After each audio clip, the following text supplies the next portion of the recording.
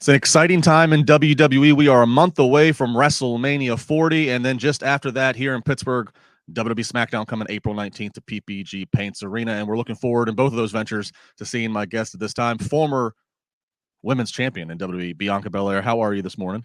I'm good. How are you?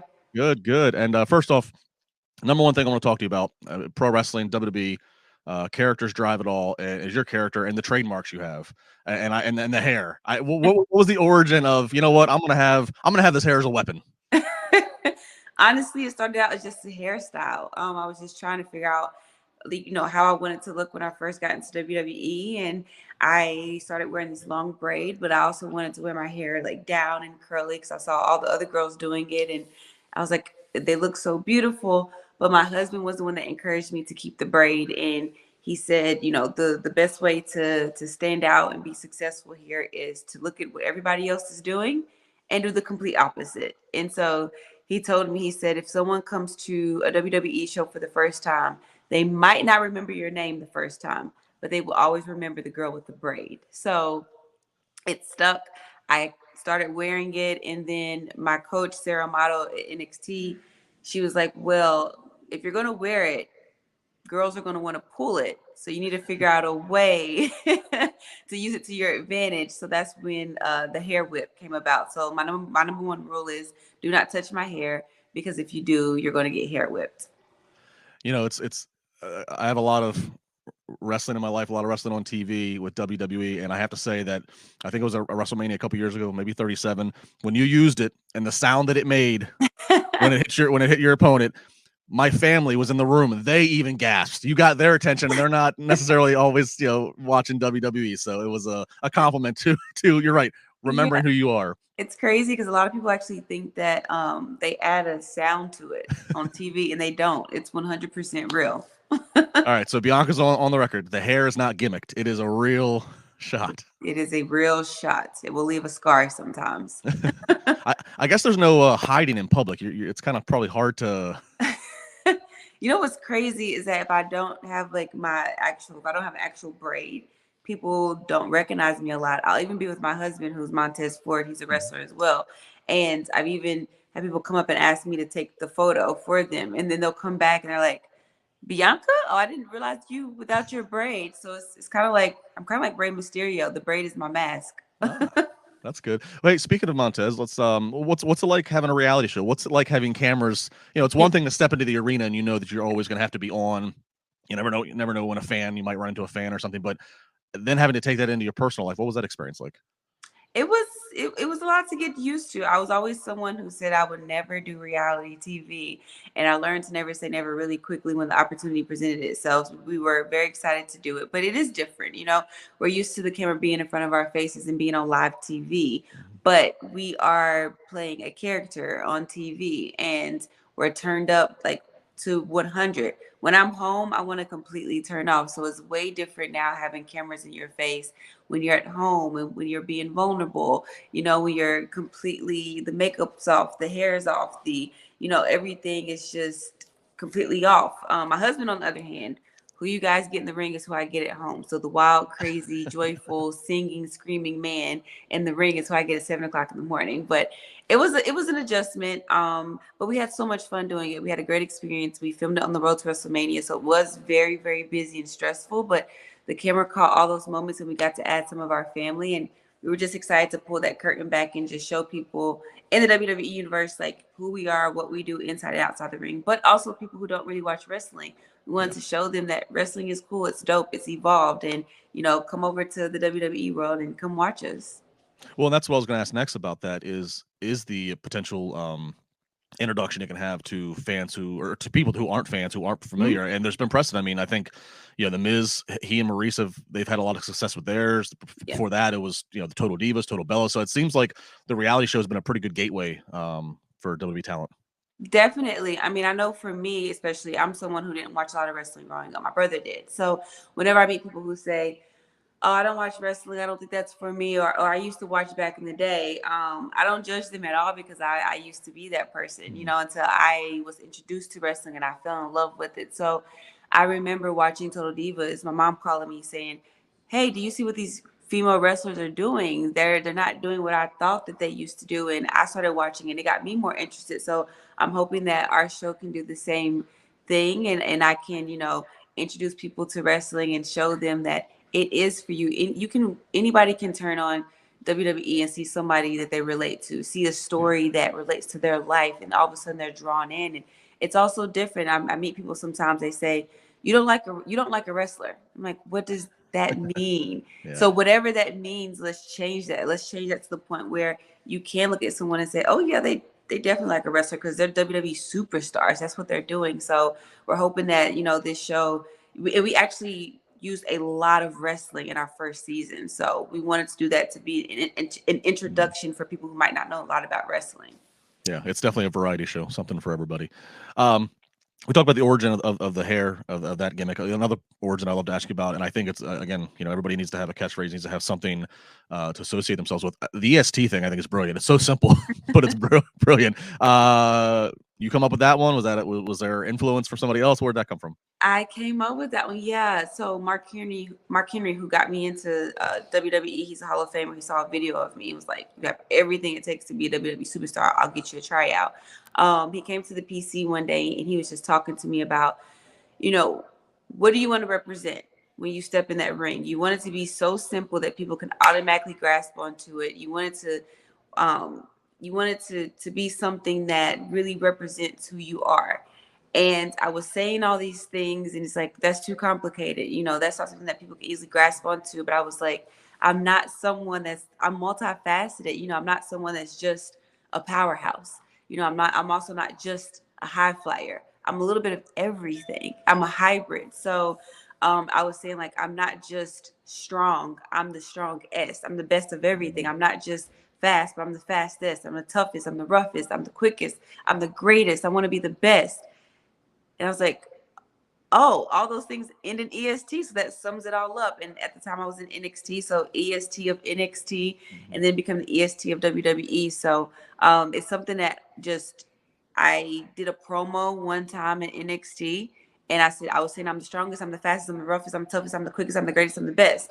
And it all just came together in one promo, and it stuck from the very beginning. So that's how it all came about. It's one of those you walk back through the curtain and everybody's like, "Yeah, we got something here." Yep, it's like a light bulb went off, and it's like, guess I'm stuck with the EST or the braid. Guess I'm stuck with the braid. So I've been very lucky to where the very first thing that I've done actually just took off.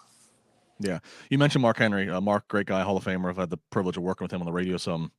Um, Another talent in the wrestling world who I believe he had a little bit of a interaction with of bringing in is Jade Cargill, and I I can't recall somebody who's, you know, she only had one match, it was a Royal Rumble match. Somebody who's had so little on WWE TV who has got such a buzz. Like there's Yeah. just this buzz about, and I want to bring it up to you respectfully because I'm seeing all kinds of fantasy booking and dream matches already being out there, and you are like one of like the top two that I keep seeing people want to see Jade Cargill go against. I think probably because of the athleticism, the strength that you show, matched up against what she's going to bring. Have you had interactions with her? What can you say about Jade Cargill? I mean, we definitely had an interaction. I think everybody's seen the interaction we had at the Mm, Royal Rumble, where we literally didn't say anything. We didn't touch each other. We just stood in the ring, both showcasing our strength, and the crowd went crazy. You know, I think within 24 hours on Instagram, that one video on WWE had 9 million views. mm. So it just shows you the magic that can be made with us just being in the ring. I mean, we didn't do anything. So I think that that just shows the potential of the type of match or that we can have, but us just being in the ring, it just shows that potential. And I think that that's because, like you said, she's been able to create this buzz around her without even having to necessarily have a match in WWE, and I think that that's amazing. And I'm super excited for her to come in, and I think that we are two people who we represent a lot of the same things. Like, I've been very intentional since I came into WWE with bringing me, my full self, my culture, being unapologetically me, being confident, being strong, being feminine, like, and just being unprecedented. And I think that she's like trailblazing in her own lane, and essentially doing the same thing. And so I think that that's something that people are excited to see, just seeing two strong women, unapologetic women coming in, just trying to break down barriers and make history. I think that it's exciting, and I'm excited for it. And I feel like it's different for me now. You know, I feel like I was going through that when I was the rookie coming in, and I had an amazing rookie year, and I had all this buzz around me, and I was going to WrestleMania, and I was main eventing, and I was the rookie. Now I'm on the other end, so it's exciting for me, and I'm just excited to see the potential of what could possibly happen. All I can say is I think that we're going to create some amazing magic in the ring together one day. That's very exciting. You know, the depth is greater than it's ever been on the roster in WWE, but especially with women. You know, it used to be where you'd get one feud, one match, and it was probably just about whoever's holding the world title. Now there's 2 world titles, there's tag team champions, and then there's just other stories being told that don't need to have a title. Are we? Is WWE at the point now where we're probably just maybe there needs to be a women's only show also thrown in the week? Because I mean, I feel like there's just so much talent now. I mean, You I know? think that we can definitely, we have so much talent now where we could do a all women's show. But with that said, I love the fact that we can be on Raw and SmackDown, and we can be main eventing the show Mhm. where there's men and women. So I love the fact that we don't necessarily have to have an all women show. Could we? Mhm. 100%. We have the talent to do it. But I love the fact that we can be main eventing on a weekly basis where there are still men on the show, where we are competing and getting the highest views. There was one SmackDown I was on where it's Bailey and we had the highest segment. So on that SmackDown. So I love that we can do that. But what I will say is that I can't wait until we can get to a WrestleMania where we can have a women's singles match where it's not just a title on the line, because the men do it all the time. Yeah. And our roster is so stacked now where we can have a singles women's match where the story is so good and people are so invested in it, where it doesn't necessarily need a title because it's just as important, it's just as big. So I think that we are at unprecedented times where women can start doing things like all women shows, or keep main eventing on a weekly basis, or one day where the women are main eventing the second night of WrestleMania, or main eventing the first and second night of WrestleMania, Mhm. or having matches that aren't just title matches. It's all possible now, and it's only going to get better. I mean, there's all these women, there's so many women getting called up from NXT, and so many women in NXT and NIO program they're just learning so quickly, like the Tiffany's, Yeah. who are just here for a year and on the main roster and already like doing amazing things. So it's just going to continue to grow. Hall of Fame announcements are starting to come out for the class this year, and we learned on Monday Paul Heyman is going in. Have you had any interactions with Paul behind the scenes in the sense of like advice from him, or what can you talk about with Paul? Yes, Paul Heyman actually used to come down to NXT a lot and do a lot of promo classes when I was in NXT. And he was a huge resource for us. And he was a huge resource for the Street Profits. My husband, he's Mhm. one half of the Street Profits. And I think had a whole lot to do with them when they got called up to the main roster. And so because of that, when I got called up, he always used to come up to me, give me advice, give me encouragement, especially my first year. So he is not just someone who goes out there and, goes out there in his entertainment to other people, but he's a resource to everybody backstage. He's always there for us. So it's really cool that he's being inducted into the Hall of Fame. I love seeing when, people can be inducted into the Hall of Fame, but they're still backstage with us because they're still a resource to us, like Paul Heyman and Rey Mysterio. And I think that says a lot about the caliber of the people that are on our roster, that they're already having these Hall of Fame type of careers and they're still here. Mhm. So they're still going. Even for like, I can't wait for one of the women to do like Natty. If you look at Natty's resume and what she's done and how long she's been here, I would love to see her like one day be inducted into the Hall of Fame, but still be able to go in and have a match at WrestleMania like Rey Mysterio. I love when they can be inducted into the Hall of Fame, but they're still backstage with us. Great point. Yeah, and Natty's amazing. I mean, one of the longest tenured. I mean, she's got to be right there with the Miz in terms of. I mean, I can't really recall time off ever. Like she just She keeps going. she keeps going, and she's accomplished. If you look at what she's accomplished and how she's still here and she can still accomplish more, and like she's on the Guinness Book of World Records and the amount of matches she's had and the people that she's been in the ring with. I mean, I think that she's not a legend in the making. She's already a legend and she's still going. Well, my last thing for you, I mean, been a world champion a few times, been in WrestleMania. I mean, what else do you want to accomplish? I mean, now you're branching out with the reality show. I mean, you've checked off so much in a relatively short time. What else is there to do? Yes, and I'm glad that you said it a short time. I know I have accomplished so much in a very short amount of time, to the point where I think that it's this misperception of like that I've been here for so long. This is going on like my fourth year. I've only been here on the main roster 4 years, but I have accomplished a lot. But no, I just feel like I've only touched the tip of the iceberg. Yes, I have main event at WrestleMania. Yes, I have been able to be a 3-time women's champion, but there's a lot of matches that I haven't been able to have that I really want to have. One of my dream matches is with Charlotte Flair. I haven't been able to have that match. My dream match is with Rhea Ripley, which I haven't been able to have that match. We're both on the cover of the 2K video game this year, and I was trying so hard at Elimination Chamber to get that match. Yeah. But it's so much more in the tank. I haven't had, Jade Cargill is here. I haven't had that match with her. Now you have Tiffany Stratton, these new girls coming in where I want to have matches with them. I've never been able to win. I've never been in a Money in the Bank ladder match. I've never been able to win that match. I've never been able to, I want to main event the second night of WrestleMania, but also one of my goals is I want to just have fun.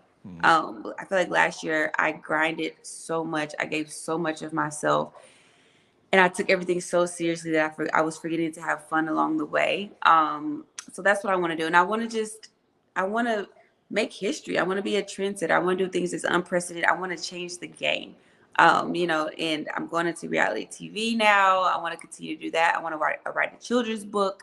I want to write more books in the future. I want to be in movies. I just want to do it. I want to do it all. I just want to do it all. I want to be on the cover of a video game again with my husband. Like, I want to do things with my husband. I think that there's just so much more that I have in store for me. I want to go in the fashion realm. I just want to do it my way. I don't want to copy anybody. I want to do it my way and set trends and just be known as someone who came in and changed the game of WWE.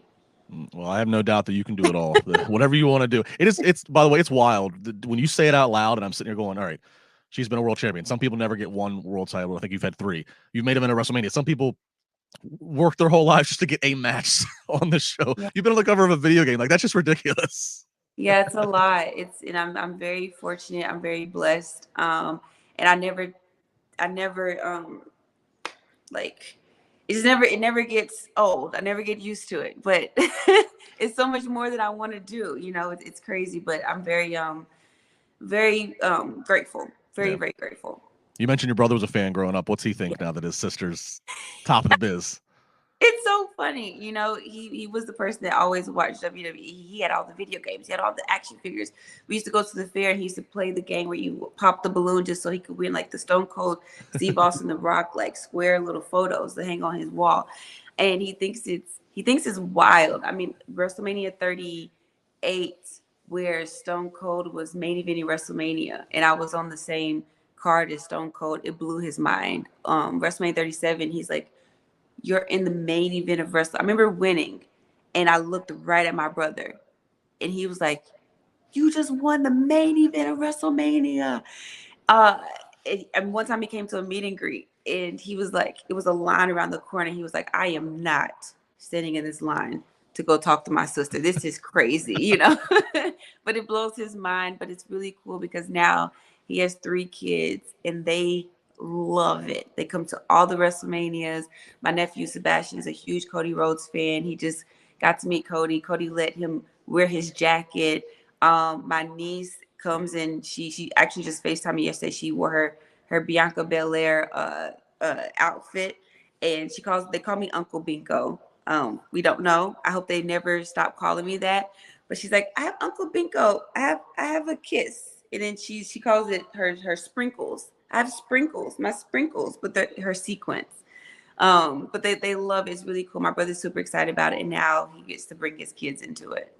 That's awesome. So you're a badass aunt, but you're not Auntie B. You're Uncle. I'm Uncle Binko. Uncle Binko. Uncle. All right. Because my family calls me Binky, so they call me Uncle Binko, and I'm like, never stop calling me that. And we don't know where it came from. My nephew started it.